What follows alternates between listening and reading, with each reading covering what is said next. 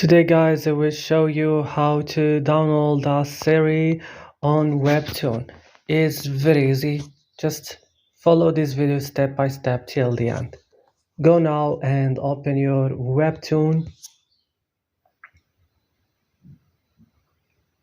And right now you just have to go to, for example, here to the feed. I will search for Siri. I will click this one.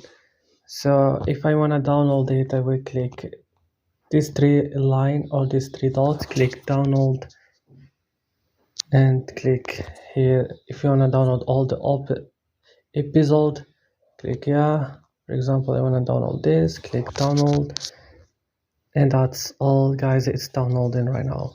If you find this video useful, hopefully don't forget to support us by liking and subscribe in this channel, and bye.